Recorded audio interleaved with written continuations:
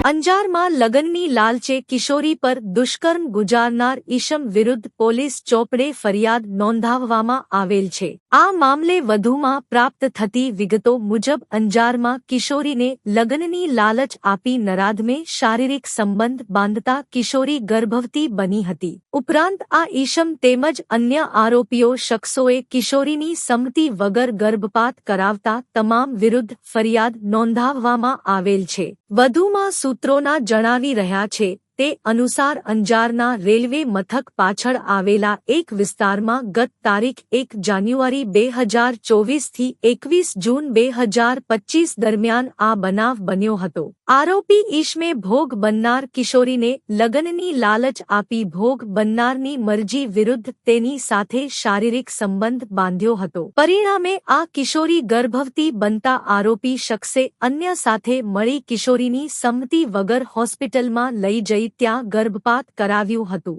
આ મામલે પોલીસે તમામ શખ્સો વિરુદ્ધ ગુનો નોંધી આગળની વધુ કાયદેસરની કાર્યવાહી હાથ ધરી છે।